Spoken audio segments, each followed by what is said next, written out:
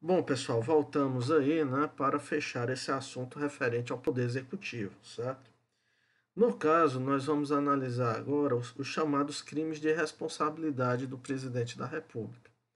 Muito embora a gente fale crime de responsabilidade referente ao presidente da República, mas não é só o presidente da República que pode cometer crime de responsabilidade, tá?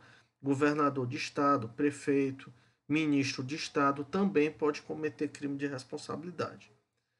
Mas o que é o crime de responsabilidade? O crime de responsabilidade, ela é uma ação ilícita praticada por um agente político e que está tipificado na respectiva lei, ok? No caso, tá, gente, referente ao presidente da República, os crimes de responsabilidade, eles estão tipificados na Lei 1079. Veja só, Lei 1079 de 1950. No caso, essa lei define os crimes de responsabilidade e regula o respectivo processo de julgamento. Veja só, os crimes de responsabilidade, eles começam aqui no artigo 5º. Então, você veja que tem os crimes contra a existência da União, né? Então, você tem várias condutas aqui que são tidas como crime de responsabilidade, tá? Mas outros aqui sobre o livre exercício do poderes constitucionais, você tem uma questão bem interessante aqui, tentar a título de exemplo, né, tentar dissolver o Congresso Nacional. Então isso aí, por exemplo, é crime de responsabilidade, né? Crimes contra os direitos políticos, né? Crimes contra a segurança interna do país, crimes contra a probidade da administração. Então você tem aí uma série de crimes de responsabilidade, né? São muitos, são muitas condutas, né? Mas o que importa a gente dizer é que o crime de responsabilidade, ele é aquele crime que está tipificado nessa lei e que se refere a uma ação de um agente político, no caso aqui do presidente da República, ok? No caso dos prefeitos, tá, gente, você vai encontrar o decreto-lei número 200, que traz lá várias infrações políticas administrativas, basicamente também que eu poderia chamar como crimes de responsabilidade do prefeito, né? Então, caso o chefe do executivo, esse agente político, né, podendo ser inclusive os ministros de Estado, né, caso eles cometam alguma dessas ações, eles estão praticando aí crime de responsabilidade. Já o crime comum, tá, pessoal? Ele é aquele crime, por exemplo, que ele não está tipificado nessa legislação como crime de responsabilidade, mas normalmente ele é um crime que ele não tem relação com é, com a ação política do cargo público, certo? Porque, por exemplo, vamos supor que o presidente da República ele comete um estupro ou um assédio sexual. Isso aí são crimes comuns, certo?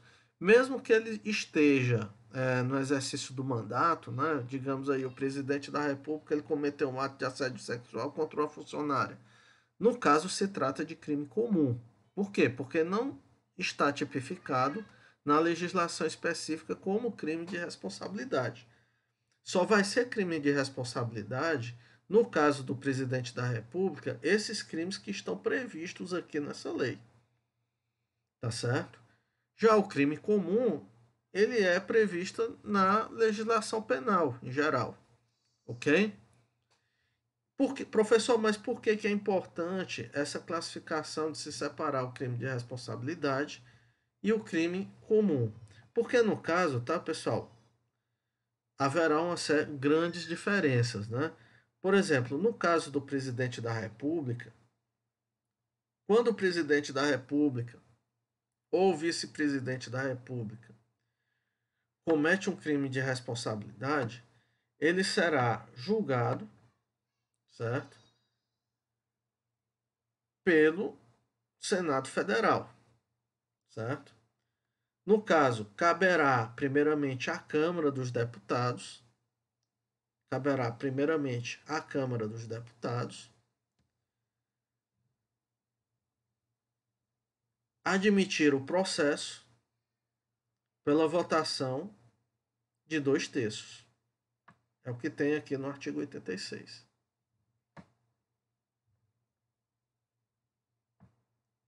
Okay? Quando se tratar de crime comum, será ele submetido a julgamento perante o Supremo Tribunal Federal nas infrações penais comuns. Então, quando o presidente da República ele comete um crime comum, ele será julgado pelo Supremo Tribunal Federal após a admissão da acusação por 2/3 da Câmara dos Deputados.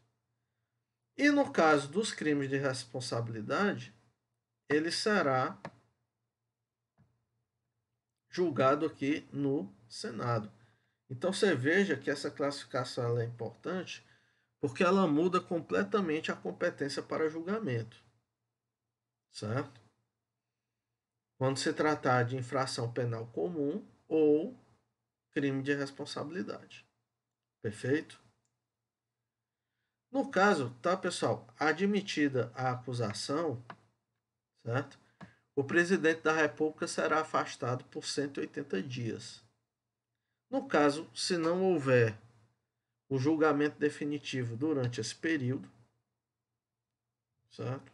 Julgamento definitivo durante esse período, o presidente da República ele volta para o exercício do cargo, ok?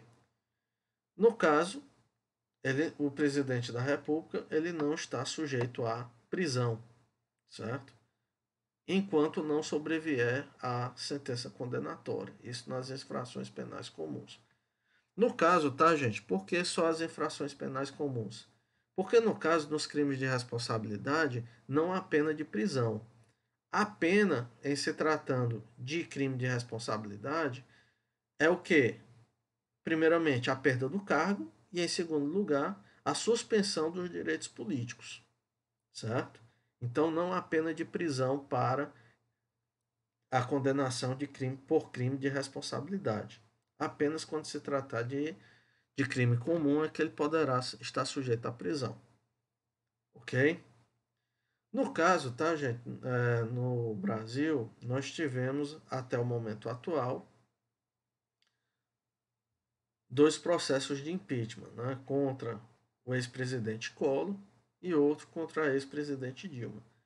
E no caso, existem observações importantes que ocorreram nesses julgamentos que é preciso a gente tratar. Primeiramente, tá, pessoal?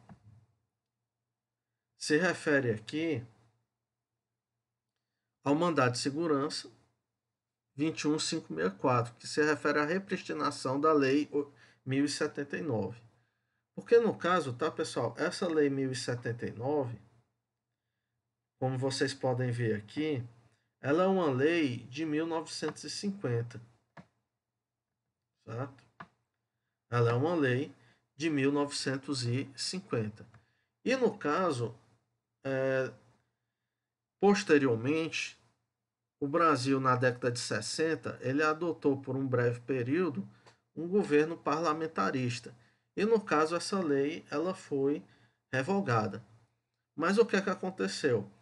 Posteriormente, quando voltou-se ao presidencialismo, através de emenda constitucional, essa lei ela voltou a entrar em vigor. Houve o que se chama de repristinação expressa. Essa lei que havia sido revogada, ela voltou a ter vigência, tendo em vista que houve uma repristinação expressa. Okay?